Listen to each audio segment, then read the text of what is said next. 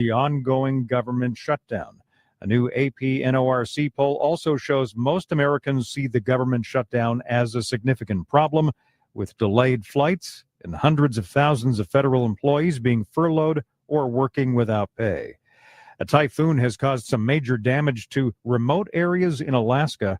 Airlifts are underway to rescue hundreds of people. It's debate night in New York City, 7 p.m. Eastern. Mayoral candidates Zohran Mamdani, Andrew Cuomo, and Curtis Sliwa will face off. Polls show Mamdani, a Democratic socialist, is leading in the polls. New news outlets nearly unanimous in rejecting new Pentagon restrictions for the media. Dozens of reporters turned in their access badges and left the building yesterday. This is SRN News. With Progressive, you can reach customer service in the way that's easiest for you, by phone, app, or online. We know it would be great if we just magically appeared, but that's more of a genie thing, and we do insurance. But with us, you'd be like, well, it wasn't a genie, but it was great customer service, so that's nice. And sure, you probably would still like the whole 3 wishes thing, so if you meet a genie, you should definitely ask. But when you need us, contact Progressive by phone, app, or online. Just no genies. Progressive Casualty Insurance Company and Affiliates. From director Sean McNamara comes Soul on Fire, based on a true story. They said you had no chance, but here you are. Starring Joel Courtney, John Corbett, Stephanie Shostak, Macy McLean, with Devon Franklin and William H. Macy. If you focus exactly on loving the life that you're living right now, not the life that you think you could have had or should have had, that's the whole deal right there. Soul on Fire, rated PG, parental guidance suggested. Now playing. For tickets, go to soulonfiremovie.com. Soul on Fire. Looking for insurance that actually puts you first? At the insurance agency in downtown Goodland, we're independent, which means we work for you. Whether it's auto, home, crop, or business, we shop top carriers to get you the best coverage at the best price. No pushy sales, just honest advice from people who live right here in your community. Give us a call today at 785-899-5011 or stop by 1020 Main in Goodland, and let's get you covered. The Insurance Agency. Insurance the way it should be. Convenience just got an upgrade. Farmers State Bank of Oakley is excited to announce the opening of our brand new ATM along Highway 40, right next to Sonic Drive-In. Whether you're grabbing a snack or on the go, you can quickly access your cash without the detour. It's banking made easy, right where you need it. Farmers State Bank of Oakley, member FDIC.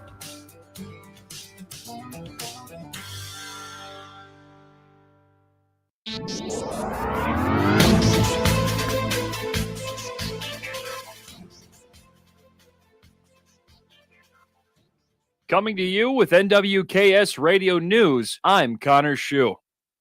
Yesterday around 9:30 Central Time in Oakley, Kansas, there was an accident that occurred near I-70 in which the driver of a vehicle involved in the accident fled the scene.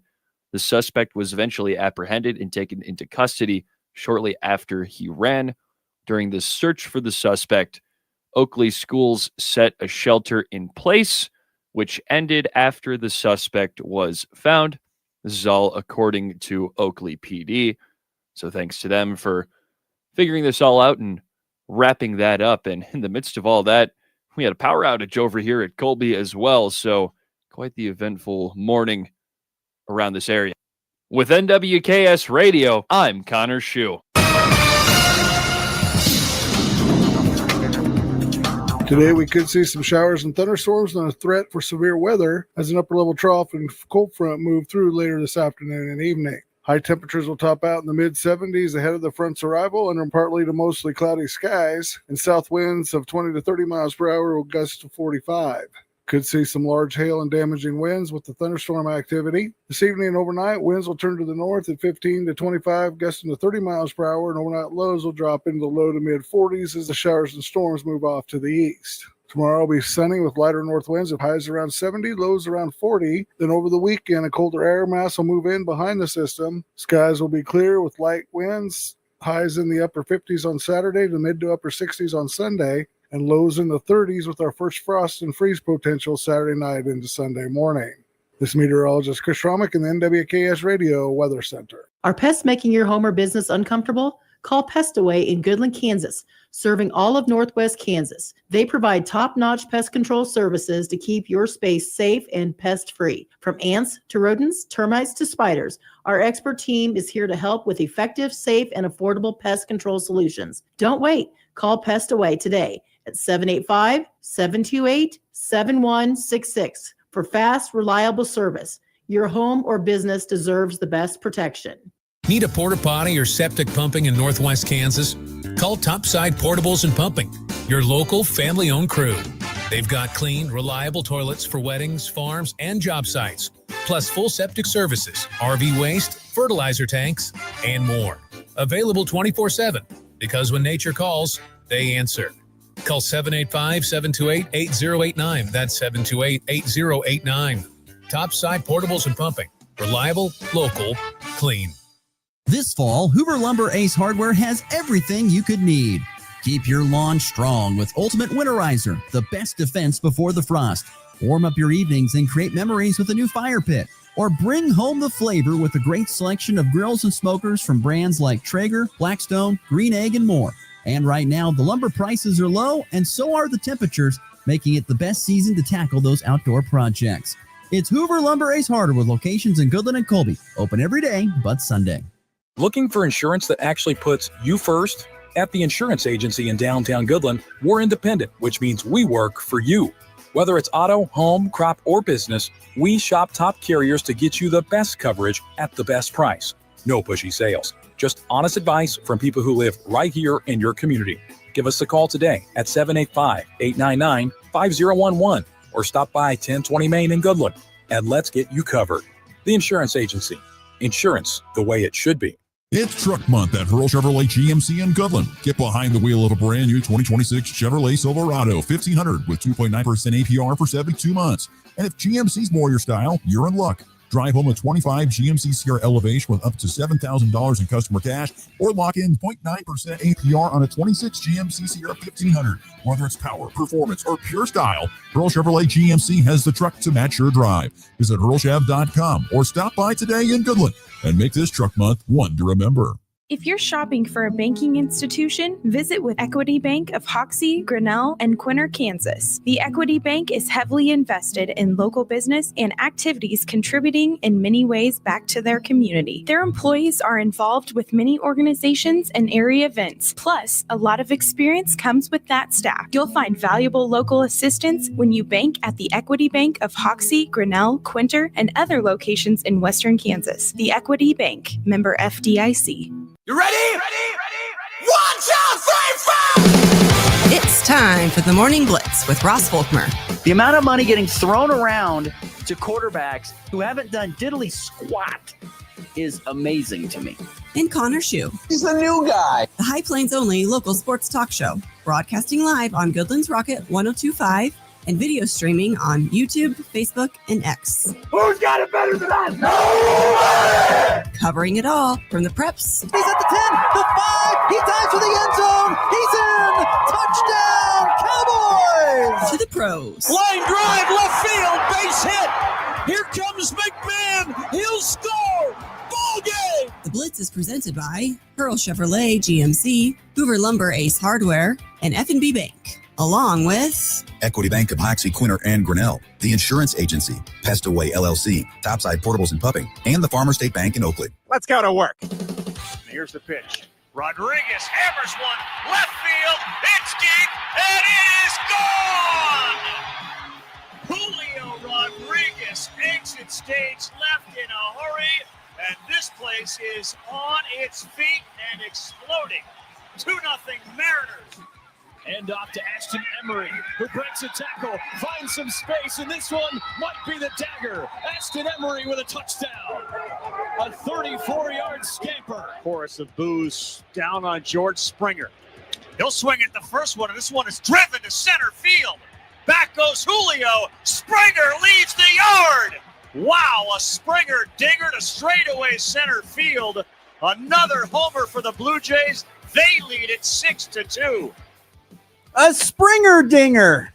Oh, nothing like a good rhyme you can throw in there to make you feel even better. Good Thursday morning, everybody. Off and rolling here on the Morning Blitz on this Thursday, October the 16th. Man, Connor, look at you. Shaving up, all ready to go. A young Connor Schuh staring us in the face this morning. Oh, boy. Connor, are you muting yourself? Have I muted you? I muted myself. That's on me. But weekly thing, starting to get the shave going a little more often. Why not? Yeah, why not? No, we'll see about that when the weather gets a little bit colder. We'll see how that Yeah, right. How cold does it get off the lake there? It gets pretty freezing. I mean, in recent years, it's been a little warmer out in around Lake Erie, but typically you get that lake effect snow and it just gets all over. And I remember the days when I was younger, we'd have like 10 days of no school in like a 3-week stretch. Like, wow, it's not quite like that anymore, but it still gets pretty cold. We have a handful of days in the negatives. Does the Schuh House have a gas-powered snowblower? We do not. We do it the old-fashioned way. We shovel. Really? Shovel? We shovel. And that's why you're an offensive tackle out in Western Kansas. Of course. Shovel your snow. Well, no snow in the forecast, at least for the foreseeable future here. Temperatures are going to get cooler starting, though, on Saturday, a little bit tomorrow. But early Saturday is really going to be the cool-down effect. Right now, just below 60 degrees, a little breezy outside the doors here at the KKCI studio. Going to be warm around 75 today, a little windy here on this Thursday. Today's program, we're going to have some fun. We're going to welcome into the program former co-host of this show, has his own sports talk radio show in Topeka. Dan Lucero joins us on the program coming up. He'll be joining us via the Hurl Chevrolet GMC video stream as we'll be talking all things. He can talk it all. The guy is an sports encyclopedia. So you can ask him about anything, and he pretty much has an answer for it. So we will be visiting with him about Major League Baseball's postseason. We'll dive into a little bit of Chiefs news and Broncos Chiefs news and stuff. And also, we'll maybe touch a little bit on college football as well if we have time with Dan Lucero, our good friend from WIBW Sports Talk. We will get to the NFL Power 5 coming up here in just a little bit as well. Last night in Major League Baseball, Connor, did you watch that? I tell you, I turned it on, and by the time I turned on, it was already seemed like Blue Jays. It was over. It's like, don't need to watch this. This is done. I feel like it's happened quite a bit. It does. Season. I watched most of the route until it got to, I think, 8-2. It was not long after George Springer hit his homer. Okay, yeah, the Springer dinger. You got it. The Springer dinger. Correct. So yeah, Major League. I actually tuned in to watch a little bit, and people are going to think I'm crazy, but I watched a little bit of Sam Houston State and UTEP football last night because we're in that stretch of how many 40-some, 50-some straight days of football. So I was watching some of that. It was a competitive game for a while, and then UTEP pulled away at the end, had a blocked field goal, and then got a touchdown that kind of separated themselves for the win over Sam Houston. Sam Houston's just having not a fun year. I tried to think what the record was. It like a combined 1-11 between those two teams last night? I don't think it was great. Well, here, let's take a look. Well, now they're a combined 2-12. It wasn't good. The game was competitive. I'll give it that. The game was competitive for a while, but yeah, it was not great. But probably the biggest storyline last night, at least locally, was something that hasn't happened all year, and that was a loss for the Colby Community College Lady Trojan volleyball team as they were handed their first loss of the season as they fell down at Seward County in 4 sets. They took set 1, 25-17. I'm sure a lot of people thought, here we go. We're on our way to another sweep of a conference foe. They end up losing the next 3, 27-25, 25-23, and 25-18. There's something about getting ranked in the top 10 for Colby Community College volleyball this year that has just kind of been like a hex on them. Anytime they get ranked inside the top 10, they end up losing a match.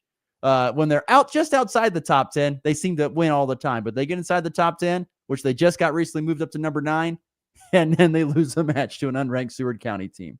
And they'll get moved back to 12 or something, and then they're going to rattle off 5 straight. Yeah, I mean, like I said, that loss there halted a 9-game winning streak for Colby Community College. So that's the end of that and the perfect stretch. And I'll have to look real quickly here at the standings. I would assume I don't know. I haven't followed Barton volleyball, I guess, that closely. But I would assume if I pull up the volleyball standings, I would assume that that's going to put a tie at the top between Colby and Barton are now tied at the top with one loss at this point in time. And so Colby was the outright conference champs if they could have kept that path. Now that was going to be a tall task to do, but now the tough part is now you got to go to Barton to face Barton, who is probably the other number one team in your league, another top ranked team there in Barton, who's 23-5. They're a top 10 ranked team. And how are you going to beat them on their home floor? That's going to be a challenge, I would think. Be tough. So, to an extent, I'm not saying that there's still lots of volleyball to be played for the rest of this month, but it was that loss there kind of hurts your chances of winning the league, because now you could lose to Barton again and then put you 2 losses behind them. You're hoping that Barton drops another game somewhere in there, so you have a chance to at least tie for the top. But we will see. But tough to. I just had to. I don't know. I guess I wasn't laughing, but I kind of thought, man, that kind of stinks. Once again, they get ranked in the top 10, and then they come with it's a bad luck chuck, and they end up losing that. But Lady Trojans will look to rebound on Saturday when they head down to Dodge City. Real quickly before we get to NFL Power 5, today, a lot of cross country happening. Cross country championships are actually taking place in Goodland today. I know I said in the sports report, Hugoton is not hosting cross country. I believe their golf course is under. I think it is under work. What do they call that in golf? Maintenance. Yeah, under maintenance. Yeah, there's a term for that when you hit the ball in an area where they're working on. I'm trying to think what they call that. Oh, I can't think of that term off the top of my head for some reason. But yeah. Anyway, the golf course is under maintenance, and so the GWAC Cross Country Championships will be hosted by Goodland today. Could be a little blustery for that. Hoxie also hosts a cross country invite today, and shout out to Colby Community College men's cross country. I saw that they are now number 10 in the rankings. This is the ranking. This is the rank. So this is the name of the rankings that they're ranked number 10 in. The United States Track and Field Cross Country Coaches Association, or better known as the USTFCCCA. All those names are always incredibly drawn out for any type of coaches rankings. Oh my gosh. Crazy. But absolutely nuts. But they're up to number 10. Congratulations to the Trojan men, a top 10 cross country team in the JUCO ranks. So there you go. A quick little local sports splash for you. Anything else we missed from last night or yesterday? At least in terms of the local stuff, I think we got it. All right. Good deal. Thank you, Tony Reale. We appreciate that. Let's move on. We've got the NFL Power 5 to get to, and Dan Lucero will join us on the back end. So let's get cracking with the NFL Power 5.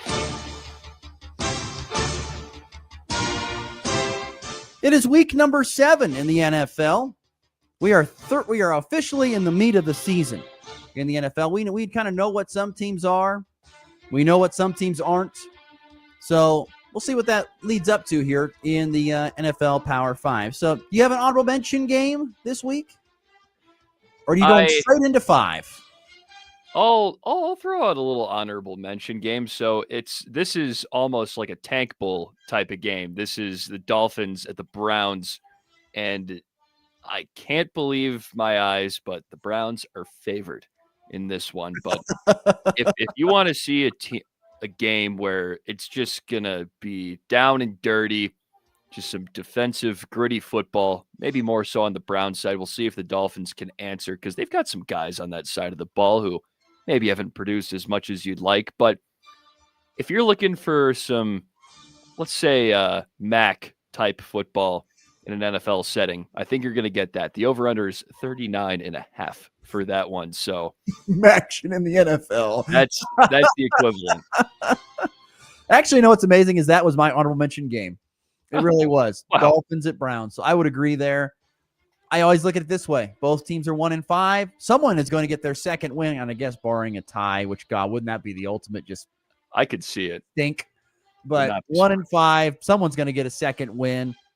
Both teams have got issues. The Dolphins, I think, actually have more than the Browns. I mean, you saw this week what's happening with Tua calling out his teammates about either not showing up to player-led meetings or being late to player-led meetings. Ugh. You are airing dirty laundry out to the media. It is not good. But if you're the quarterback and you're doing that, you are just letting people know that, hey, this is what's going on. And the Dolphins are in a bad spot. They need a complete overhaul of their front office, of their head coach, of the roster. They need a complete overhaul. It's in a really bad spot. Remember a couple years ago when that offense was just dynamic and it was putting up 60 points a game? Remember when they had that 70-point game? Yeah, just nuts. Just nuts. And it's completely come crashing down. But these two teams are a couple of the worst. How about the worst offense in the Browns faces the NFL's worst defense in the Dolphins? What gives in a matchup like that? I think the Browns take it, honestly. I would be surprised. I think the Browns are in a better headspace, at least. I would. Oh, think. yeah. So, and they're at home. So, come in front of the pound. Dog pound, baby. Be able to get this done. If they don't, I'm going to say that they're the loser of the weekend coming up here on. Come on. You know what? That's fair. For your sake. Come on. That's fair. We got to set some expectations for these Brownies at some point in time. Oh, no. Come on. No expectations. It's the NFL Power 5. Let's get to the top 5. What do you got for number 5 Number here? 5. I've got the Carson Wentz Bowl, Philly and Minnesota playing this week. And Wentz is probably going to start this one. It seemed like the Vikings are kind of holding off on McCarthy. He said he feels good enough to play, but he said he's not cleared yet. So there's a chance we get Wentz again. And Wentz has played significantly better than McCarthy so far this season. So gives him a better chance to win against a Philly team that's probably not going to give him a great chance to win because, they just got punched in the face last week. They lost to the Giants. How do you think they're going to respond from that one? They're probably not happy, but the Vikings still present a lot of issues, especially with their defense, 5th best in the league in points allowed per game. And they're always a really feisty unit, and they're coming off a bye, so they're a little bit fresher. And I think this is just going to be a close, maybe low-scoring football game. That game didn't even make my top 6. I don't know why. I was definitely on. It was been number 7, I think, but I don't know why. That game I don't know. It doesn't have a lot of juice for me for whatever reason, but I can understand why it would be because I think both those teams are playoff caliber type squads if they are playing up to their potential. My number 5 game, I am going to go with an NFC East rivalry, or at least that's what they call it, as the Commanders visit the Cowboys. Okay. One reason for this game, if you like offense, this is your game. These are both very, very good offenses. You have 2 top 10 offenses. The Cowboys score close to 30 points per game. The Commanders score just over 26 points per game. Those are both in the top 7, if we're being completely honest. The Cowboys are the number 1 offense when it comes to yards per game at 393, second in passing. The Commanders are the second best rushing team in the league at 151. And both teams' defenses are not good. Both ranked in the bottom 5 of the NFL. So, hello points and hello the over. The over at 55.5, over under. Take the over, boys. We're going over. Going to be a lot of points. So if you love offense, if you love a good old-fashioned Patrick Mahomes, Baker Mayfield, Big 12 battle, this is your game. I think you're going to see a ton of points scored. Both defense stink. Nail the over at 55. And watch these two offenses score a lot of points. So Commanders at Cowboys, number 5 for me in the NFL Power 5. Moving on. Number 4. I agree, because that's at my number 4. So, just here. So the Cowboys are scoring 29.7 points per game, 3rd in the league. Guess how many points they're allowing per game? Just take a shot. How many points the Cowboys are allowing per game? Yes. I've got it pulled up here, so it's... Oh, jeez. Okay. Well, for those... Points allowed per game, 30. Yeah, 30.7. Almost 31, actually. Somehow not the worst in the league. I don't understand how that's even possible, but you said it. Their offense is electric. They played maybe the most fun tie ever a few weeks ago, and they somehow lost to the Panthers last week, and it's probably because of that defense they've got. But Dak is having an incredible season, CD Lamb or not.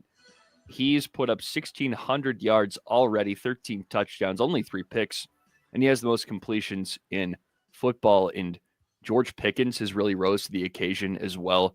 That dude is balling right now without CD in the mix. And the Commanders, They've been getting it done for the most part. I mean, they just got Jaden Daniels back not long ago. Of course, they had that tough blow by only a single point on the walk-off field goal on Monday, but I think they're looking for a bounce back, and there's always a little bad blood in the division, so it'll be a good one. My number 4, I'm going across the pond again, where the London Jaguars host the LA Rams. Worst passing defense faces one of the best passing offenses. The Jags' passing defense is bad. The Rams' passing offense, one of the best. So I want to see that matchup there. How many yards can Matthew Stafford throw against this Jags defense? And can the Jags offense keep pace against a pretty good Rams defense? That'll be a challenge. I'm interested in I always have been. I don't know why. I've said this many times before. I'll say it again. I'm just interested in the development of Trevor Lawrence over the course of his NFL career. I feel like he should be an NFL star. He is just not that, whether it's because he plays in Jacksonville or because he really hasn't been that good, or it's a combination of both. I just feel like that. I'm continuing wanting to see his development underneath Liam Cohen, because I do think they have found something. The question is, what have they found, and does it result in W's? That's the question I want to see. Rams at Jags, though, especially if you like the Rams, I'm guessing they're going to win this thing, but I want to see if the Jags, who have been good, both teams are 4-2, the Jaguars have shown signs of life this season. Maybe they get it done against LA in a home game for them, because they always play in London every single year at least once. Yes. There you go. Number 4. Do you have any thoughts on that at all, or just no? Yes, I would have had this in my top 5 if it wasn't in London, honestly. I mean, I feel like whatever is going on over there, it just creates bad football. I mean, that Broncos-Jets game was disgusting last week, and I feel like it's just not going to be all it's cracked up to be. Yeah, are you a fan of the over-the-pond games for the NFL? I tell you, I feel like they get more and more every year. I think it's cool because you're bringing NFL to people who usually wouldn't get to see it, but it's, for whatever reason, I don't know if it's something to do with the playing field or what, the jet lag. It just seems like the product never ends up being that great. Yeah, understandable. Moving on. Number 3. I've got the Colts and Chargers in this one. So Daniel Jones and company have continued their reign of terror over the NFL. They're now 5-1 after a bit of a nail-biter against the Cardinals after they rolled all over the Raiders in week 5, but a win is a win, and they're 5-1. I don't think anyone would have expected that. They're a top 5 offense and defense in terms of points per game. They're the highest scoring team in the NFL.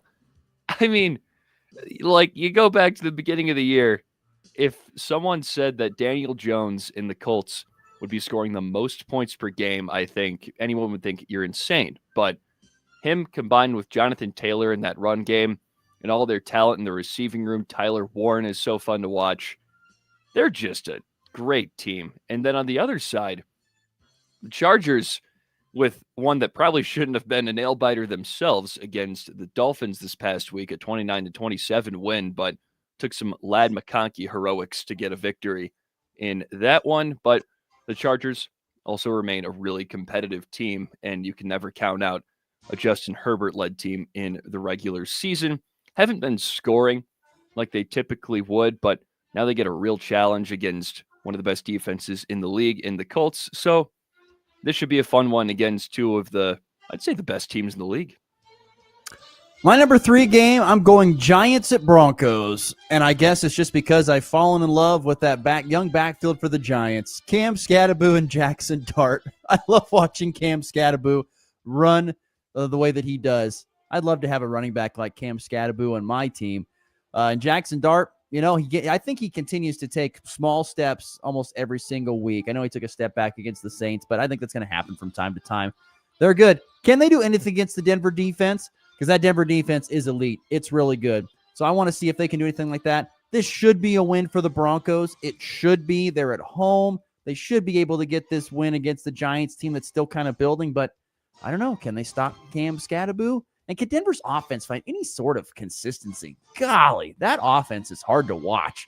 They have got to find something. I mean, it is hard to watch Denver play offense. Luckily, their defense is elite, so they win some games. But offensively, they got to find something and they have not found it yet. And that could lead to possibly a bad loss to the Giants, particularly if Cam Scadaboo starts just bowling his way down the field. So Giants at Broncos, interested there at number 3 for me. On to the top 2. Number 2. Falcons, Niners. This one's going to be a lot of fun. I mean, Michael Penix is so fun to watch. This is a great Sunday night game. It's him versus probably Mac Jones, it's looking like right now, because him and Purdy are banged up. So this could be Adrian Martinez. Oh, gosh. Now I'm interested. So now I'm interested. I know that's got you with the Nebraska tie right I am there. too. And regardless, Mac Jones, I mean, if he plays, he's been having a great season in terms of the games he's played. But on the other side, Michael Penix has done a lot with a little. I mean, he didn't really have He didn't have anybody to throw to other than London, Pitts, and Bijan, who's not typically a receiving back. I mean, yes, he is. He can catch the ball. He can, but that's not what he's there for. I mean, he's there to run the ball, and he was a great receiver. 6 catches, 68 yards last week, and then Drake London had that insane first half last week, 9 catches, over 100 yards. And Kyle Pitts probably going to be in the game script a little bit more this week because I bet the Niners are going to be keying in on London a ton with a couple of their other receivers out, but who cares who's out there? Penix is going to throw for 300 plus over that Niners defense, and I think this could end up being, oddly enough, a high-scoring game, even though these are two teams that are usually keyed in on defense, but I don't know. I just believe. You're telling me that Dylan Gabriel wouldn't like to have the weapons that the Falcons have? He'd love to have the offensive line they have, maybe. I think he'd take the weapons that they have. I don't know why you think they don't need the Penix doesn't have anything to throw to. They've got skills. I'm not saying he has nothing to throw to. No, it's like you said. He's doing so much with so little. Like, what do you mean? He's got plenty of good guys. He has one great receiver. Say that. And he's got a good running back that can do both things, both run it and catch out of the backfield. And a tight end that has been underutilized his entire NFL career in Kyle Pitts. He was a top. Penix, man. What can I say? He's good. I like him too. He's a great thrower of the football. Great thrower of the football. My number 2, we already talked about it. Colts and Bolts. I love this. Colts and Bolts. 2 of the better teams in the AFC, the Indianapolis Colts and the LA Chargers. 2 great top offenses square off against the number 8 defense. That'd be the Colts against the Chargers defense. So I like this. I like this matchup. Colts and Bolts. I'm going there at number 2. All right, we got to finish up with number 1. Number 1. I think we got the same one here. I'm sure we do. In Detroit, rematch of the wild card a couple of years ago. This could be an NFC Championship game later on this season. It's just going to be good football. 2 great quarterbacks, Baker and Jared Goff, just slinging it against each other. And Baker, potential MVP candidate, must-watch TV now. Yeah, this is a great one. The Lions, how do they bounce back after kind of getting trounced by the Chiefs? How do they look in a bounce-back effort? I would assume they are inspired. And does Baker continue this MVP-type season? It is an MVP season for Baker Mayfield. Yeah. And against one of the better teams in the NFL. Can he go out there and lead his squad? Which I don't want to say Baker doesn't have anybody to throw to. He does. He's got plenty of guys to throw the ball to and get the offense going. But he continues to show how he's an MVP guy. And I think the Lions are going to be very, very motivated and at home. And so Buccaneers at Lions, to me, no doubt, is the number 1 game in the NFL. And that's on Monday night, right? God, all right. What are your thoughts real quickly? What are your thoughts on Monday night doing this doubleheader stuff? Nope. I am not for it. I don't get why. It's like, is it because the ratings are so poor? Maybe if we do 2 games, we can double the poor ratings to get to the regular ratings. Like, why? I feel like Thursday night's the one that would need a ratings boost, if anything.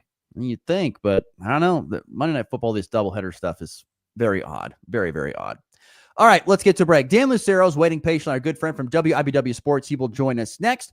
You're listening to the Morning Blitz. It's Truck Month at Hurl Chevrolet GMC in Goodland. Get behind the wheel of a brand new 2026 Chevrolet Silverado 1500 with 2.9% APR for 72 months. And if GMC's more your style, you're in luck. Drive home a 25 GMC Sierra Elevation with up to $7,000 in customer cash, or lock in 0.9% APR on a 26 GMC Sierra 1500. Whether it's power, performance, or pure style, Hurl Chevrolet GMC has the truck to match your drive. Visit HurlChev.com or stop by today in Goodland and make this Truck Month one to remember.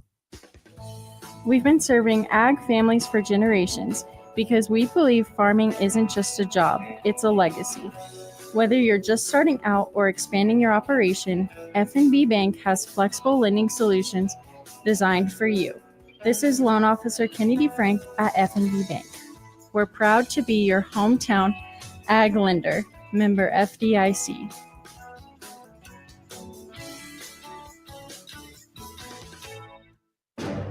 It's time for a check of the markets with the Anderson Trade Group on the Kansas Farm and Ranch Radio Network. Good morning, this is Tom Saludo of the Anderson Trade Group with your overnight market report on October 16th. In the overnight session, beef corn was unchanged at $4.17, March corn unchanged at $4.32, and May unchanged at $4.41. November soybeans were up 3 at $10.09, Jan up 3 at $10.27, and March up 3 at $10.42.5. Kansas City hard red winter wheat December was down 3 at $4.84.5, March down 3 at $5.05, and May down 3.5 at $5.19. The Dow Jones is currently up 258 points at 46,528. S&P up 55 points at 6,698. NASDAQ up 208 points at 22,730. Gold is up 48 points and made new all-time highs at 4,249 an ounce. And oil is slightly up at 58.57 a barrel. If you're out in the Colorado area and have any grain to market or risk management questions, please call John Hankey or John Stiles at 970-744-4484. Or you can call the Overland Park office, myself, Tom Saludo, Jared Law, or Tyler Ghosh at 913-748-3000. Thank you. The Anderson Trade Group, proud market partners with Kansas Farm and Ranch Radio. Find out more at andersongrain.com. The risk of loss through trading futures and or options is substantial, and each investor and or trader must consider whether this is a suitable investment. Past performance, whether actual or indicated, is not indicative of future results. The Anderson Trade Group has no guarantee that the advice given will result in profitable trades. Hey Max, you look sharp in that purple tie. Ready to harness the world as a guide dog? You bet, Daisy. And your purple service dog vest really pops against your shiny fur. First day on the job for both of us. We've got this, right? You bet. Dogs Inc. trained us well. Ready to make a difference for our humans? Born ready. Discover how extraordinary guide and service dogs change lives at no cost to the recipients. Visit dogsinc.org. At Hogemeyer, our pride is homegrown. We are right here to serve these families and fields. Right here to fight through storms and surprises. Right here with smarter agronomics, better yield performance, and world-class corn and soybean products, backed by Corteva Agriscience. We'll always be loyal and local, so you, our neighbor, always get the right seed. Learn more at golocal.therightseed.com. Farmers and ranchers, are you looking to sell your equipment at auction for zero fees and zero commissions? Well, then you need to check out Hayden Outdoors' new online equipment auction platform. You can list your equipment in our monthly online auctions using our easy-to-use platform, and you don't pay any fees or commissions. Visit HaydenOutdoors.com to learn more. That's HaydenOutdoors.com.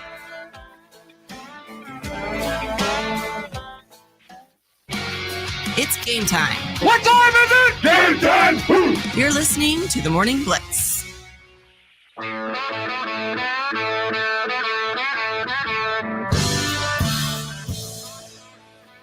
We are moving along here on a Thursday show, October the 16th. Once again, going to be temperatures in the mid-70s and blustery today here on the High Plains. Don't forget, coming up Wednesday, November the 5th, it is the fall cleanup here in Goodland. It's for the elderly citizens only. You want to call 890-5656. That's the Goodland Junior Senior High School to get yourself on the list to have leaves and stuff raked up. No big branches, no big stuff like that. So if you want to be a part of that, I would invite you to call the school. Once again, 890-5656. Be part of the fall cleanup.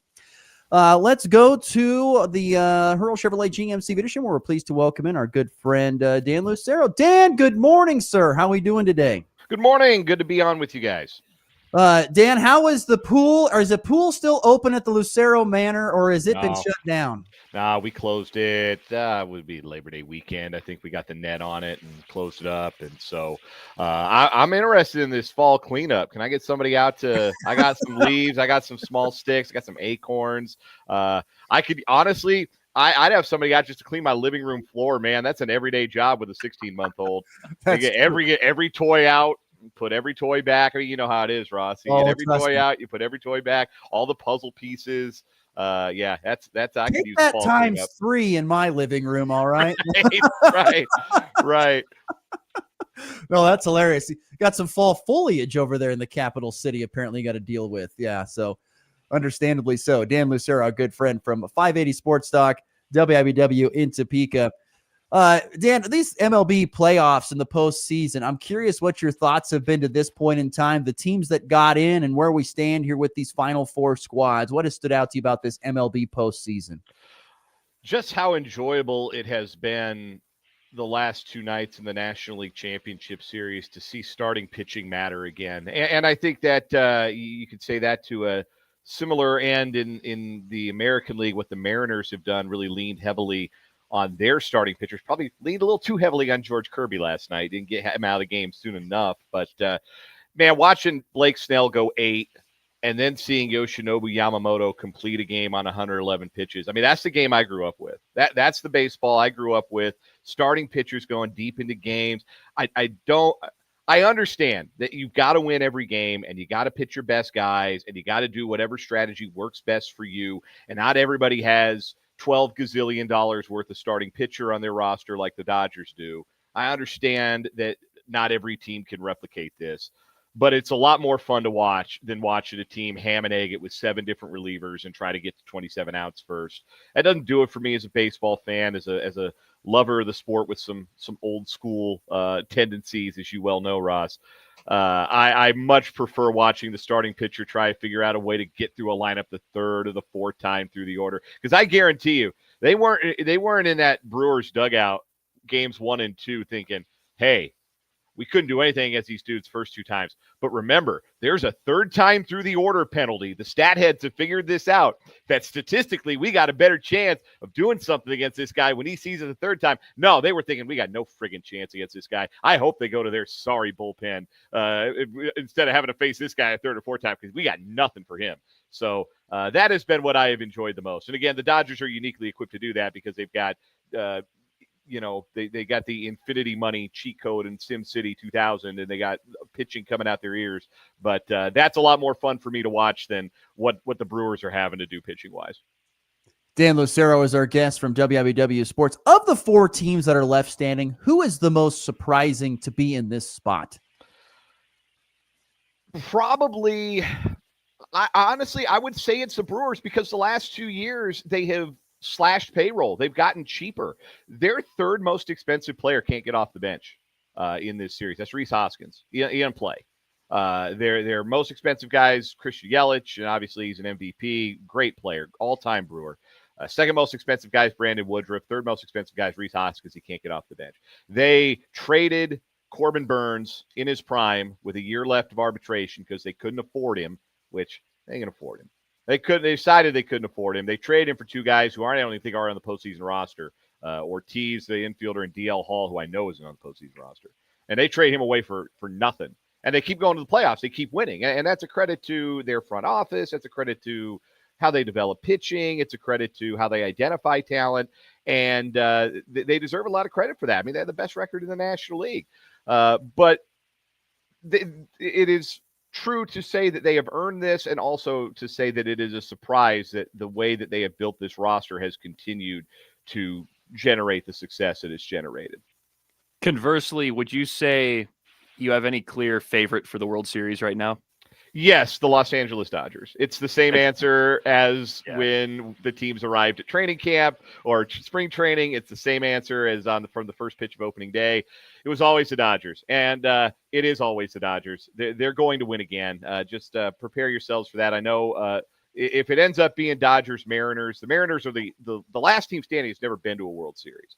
So they are the only team. They are the 2nd oldest team in pro sports to not have played in their league's championship series. The only franchise older in the 4 major sports that has not played in a championship game or round is the Los Angeles Clippers. And that is, of course, counting, the NFL championship. So we give the Lions and the Browns some pre-Super Bowl era credit for those. But, only the Clippers are an older franchise than the Seattle Mariners to have played their entire existence without reaching a championship final. I think they're going to, although Game 3 was certainly troubling for them at home last night. They got pounded. Blue Jays offense might have awakened at a bad time for them. But if they get there, they're going to be America's team, and the Dodgers aren't going to have any business, aren't going to have any trouble with that narrative. Look who they got, man. Look at that roster. Look at the wage bill. They just got so many dudes. And I know they mess around. They only win 93 games in the regular season because we expand the playoff. The regular season's not as important. So it's a little like NBA-ish now where teams don't, like the Dodgers don't have to worry about the regular season. We're going to get in the field. And then we got all these guys. And dudes win games in October. And we're just going to overwhelm you with these dudes. And the process of that is well underway, and in a couple of weeks they're going to raise the Commissioner's Trophy again. Are you surprised that the Dodgers bullpen, even though it doesn't have to be, are you surprised it is as subpar as it has been? Yeah, given all the money they spent on it, right? $72 million on Tanner Scott, and he's hurt. Whatever they gave Blake Treinen this offseason, he hasn't gotten anybody out in a month and a half. Whatever they gave Kirby Yates, is he even on the roster? All that money. And that's the biggest difference, right? Like, if you were a team that decided to give a closer $72 million over 4 years, and he got hurt, and you didn't have that guy in the back end of your bullpen for October, you'd be in trouble if you were most teams. If you're the Dodgers, you just say, hey, remember that Japanese guy we paid a bunch of money for and couldn't hack it as a starter back in April? Yeah, all of a sudden he's an unhittable closer. So we're just gonna solve that problem with this dude. And that's what the Dodgers can do. That's what money on the field does. The Dodgers are like Scrooge McDuck, just driving into those coins, Woo! We got all the money. We'll throw it at something and see if it sticks. Dan Lucero, our good friend from WWW Sports Talk in Topeka. I want to change gears. I want to go to the NFL and talk about the Chiefs. The return of Rashee Rice this Sunday against the Raiders. What kind of impact will him returning to the lineup bring for Kansas City, you think?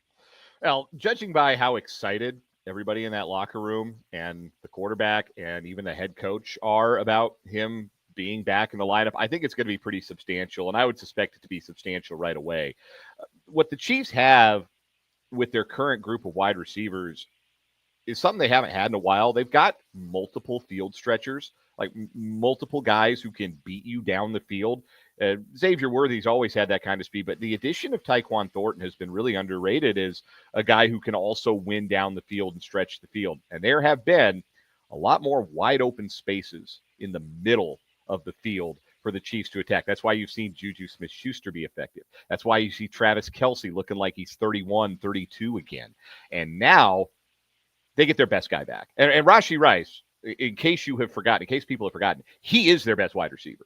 And he is their best at working the middle of the field. He was, if you remember back to the first 3 games of last season, he was doing all of the stuff that we've seen Travis Kelce do for years and years, getting to the middle of the field, finding the space, and making things happen after the catch, and doing it with more speed than Travis Kelce ever had, even in his prime. So now you've got 2 guys who are total savants at working the middle of the field. You've got 2 guys who can stretch the field. You've got a running game that's starting to find some traction as the Chiefs have gone to more 2 tight end under center run game. That's been a lot more effective for them than their RPO run game or their shotgun run game.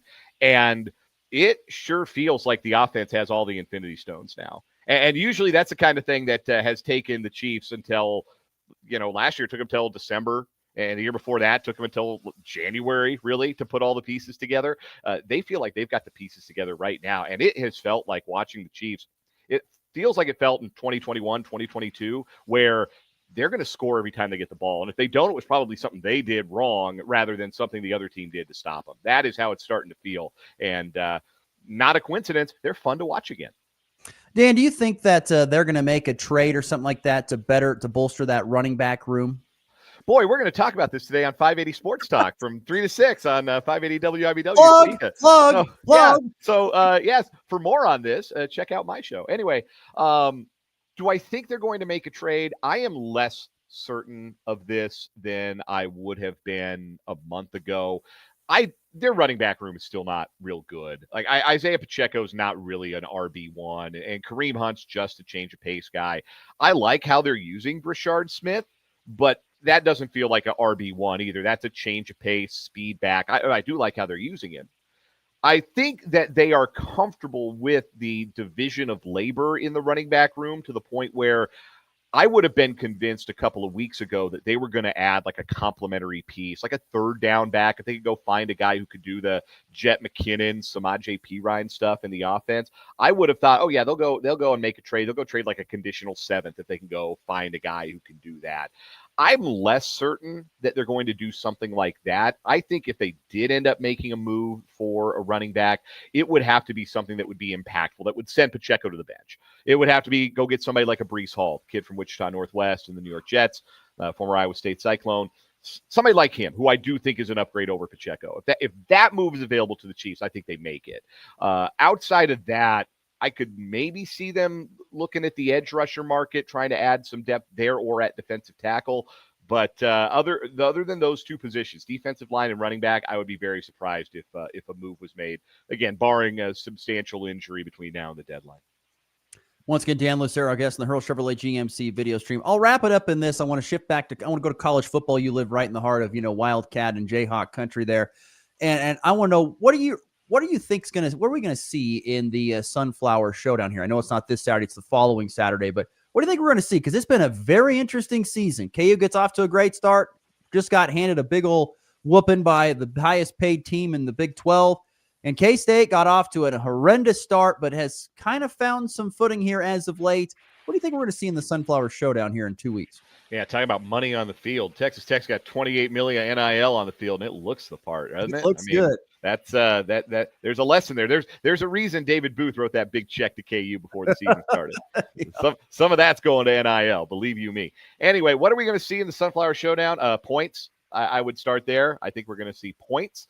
I think Kansas still has an outstanding offense when they're not going up against the Monstars on the defensive line that Texas Tech have.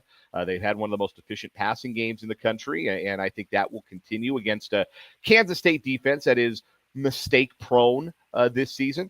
I do think K-State has come closer to finding their offensive identity. The big question for them is going to be, does Dylan Edwards play? And there's all kind of off-the-field chattering and nattering going on about Dylan Edwards' status and his injury, and is it a real injury? Is he really hurt, or is he trying to save his eligibility? And we won't know until we know, right? There's no sense in speculating there. But even without him, it felt like K-State found an offensive identity against TCU with Joe Jackson running the ball, and they were successful. It wasn't much more than 4 yards a pop, but 4 yards a pop will move the ball with the ability that Avery Johnson has to add to both the running game and the downfield passing game. So I think it's going to be two offenses that come in really good form, and it's going to come down in this game, as it has the last couple of years, to who makes fewer mistakes. And the answer to that question has typically been Kansas State. Since 2009, the answer to that question has been Kansas State. But this is a more mistake-prone Kansas State team than we have seen in a long time, hence their 3-4 record. So you add that to the atmosphere at the reimagined David Booth Kansas Memorial Stadium, and it's entirely up for grabs. I have no idea who's going to win that football game. Dan Lucero, 580 Sports Talk, WABW there in Topeka. Dan, it's always great to catch up, my friend. Say hello to the family for us, all right? Absolutely. Great to be on with you guys. Connor, go to Los Orochos if you haven't already. Will do.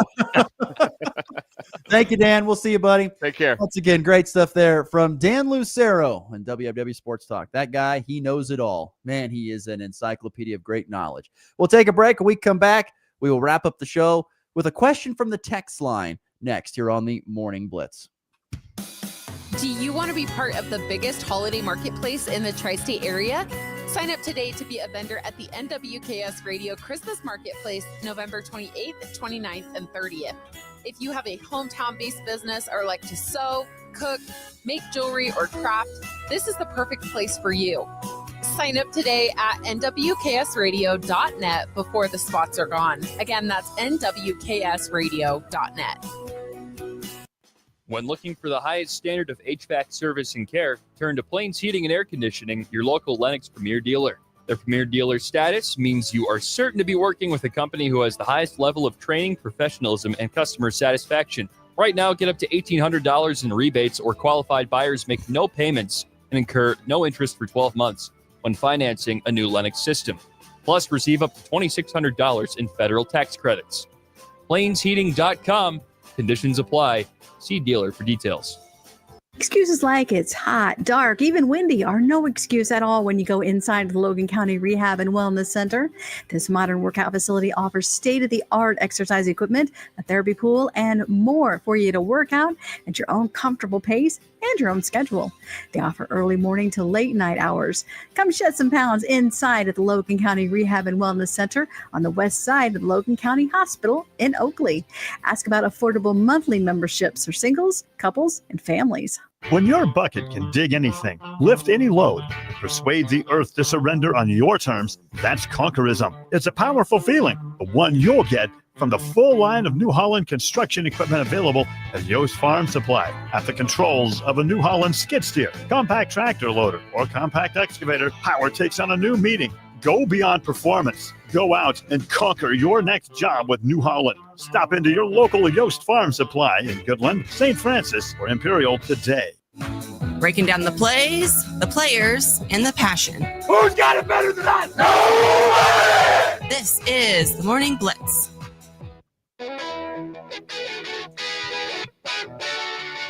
Just a couple minutes left to go here on a Thursday program. Appreciate you tuning in and listening. Thanks for the text on the FB Bank text line. Jared, of course. Jared L. chiming in. Or sorry, Jared H., chiming in saying, what? No Chiefs and Raiders in the Power 5? Come on, Jared. That is going to be a blowout, and you know it. Watch the Raiders win that. I mean, gosh, if the Raiders beat the Chiefs with Rashee Rice coming back, I mean, the Boo Birds are going to be out. I mean, wow. So the Chiefs better wax the Raiders is what better happen. And if it doesn't, I'll be surprised. Yeah. Also on the EpiBank text line, listener Kyle chimes in with a thought. Goes, Connor Ross, love the show. Would love for you guys to touch on high school football's top picks to win state or make a deep run. 6-man through 6A tomorrow on the Morning Blitz with playoffs looming for high school playoff football. Kyle, I'm going to tell you this right now, my friend. Here's the tough part about doing that is that we are in the very northwest quadrant and we cover one team. So we only see a handful of teams and we see them at 3A. We don't see all the two. I could not give you, I mean, I could go to kpreps.com and I could look at the rankings and throw some stuff out there and say, probably these teams are going to be there, but I have never seen them play. And I hate to make a prediction based upon teams that I have never seen play. That's why it is so hard to do that. Now, I could sit here and say, like in 5A, I would love to see Great Bend and Hayes. I think that would be awesome for Western Kansas to get it, to knock off St. Thomas Aquinas or something like that. That would be a prime example. I'd love to see that. I feel pretty confident, in 3A that we're going to see Andale win a state championship again because they never lose. Feel pretty confident about that because it's Andale. The further you get down the rankings, 3A going down, there's some better chances. I think Southeast of Saline and Nemaha Central are both very, very competent teams that could be winning state at 2A. You get to 1A, don't really know a lot about those teams. Jackson Heights and Sterling are two of the top teams, but I don't know much about those teams. I have no idea what they could possibly be. You get into the 8-man ranks, get a little bit better of a feel. Still, though, there's a lot of teams that I have not seen. There's South Central and Waukene Trigo and Central Plains in 1A D1 and 1A Division 2 at this point in time. And the amazing thing is there's not any teams in those 8-man D1, 8-man D2s besides Trigo that are ranked pretty much from our listening area. So we don't really ever see these teams. I do feel pretty confident that Weskin is going to have a great run in 6-man for another 6-man title. They won it last year. They have a lot of pieces back. I feel pretty confident they're going to make another run. Whether they win or not, I don't know. But I think they're going to make a pretty deep run. It's just so hard for us here because we don't see all the games all the time, particularly the teams on the far east side of the state. Just imagine, you always listen to people on the east side of the state talking about high school sports. They never talk about the west side. You want to know why? Because they don't ever see it. Just flip the script. That's the difference in this right here. So, yeah, I think that's the hard part. And honest to goodness, I think Weskin of our teams here in our quadrant of Northwest Kansas probably has the best shot at making a deep postseason run. Maybe Wallace County, they're 5-0. So if you want to go down to oh gosh, I want to down there to Wallace. If you want to go down to Wallace County, where Weskin and Sharon Springs reside, those two teams probably have the best shot of making a deep postseason run of the teams that we have here in Northwest Kansas, I believe. Rollins County might make a little bit of a run. St. Francis might make a tiny bit of a run, but there's I think this year in football, like unlike last year where Weskin and Hoxie both won state championships, I don't know if I see that type of dominance from Northwest Kansas happening again this year in 2025, I guess is the way I'd put it. So tough question there from Kyle, but that's how I would attack that question from how I stand. All right, let's get to the walk-off.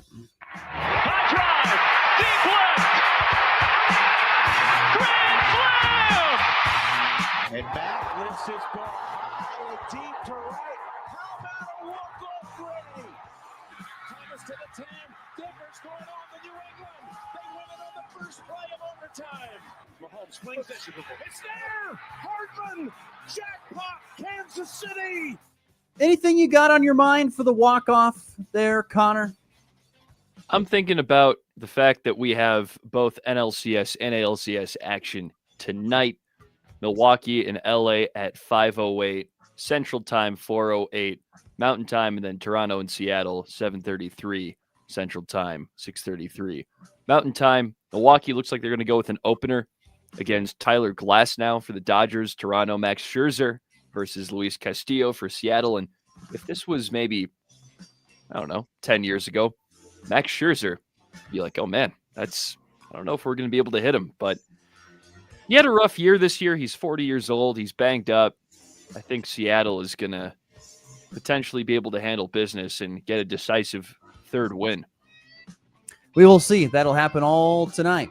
My mind is on the Big 12 fining Kansas and Texas Tech $25,000 each for what happened in Saturday's game in Lubbock when fans threw tortillas onto the field. And Lance Leipold accused Tech fans of throwing a pocket knife at one of his staffers, which was later claimed to be proven false by a video. Yeah. Whew, drama. Come on, Lance. Lance, what are we buddy, doing? Have you not played at Texas Tech? That is where the tortillas do fly. And there's nothing wrong with a flying tortilla. In fact, it sounds delicious. Throw me a tortilla. I'll eat one on the way off the field. You're just mad because you got beat by 40 and you don't have the budget at this point in time to keep up with Texas Tech. I don't blame Lance for being mad. I don't blame Lance for being mad about that. But they're now $25,000 lighter in the pocketbook, which is pennies in today's college athletics. But a small little fine there from the Big 12 after the postgame. But accused a fan of throwing a pocket knife at a staffer. Not good. Jeez.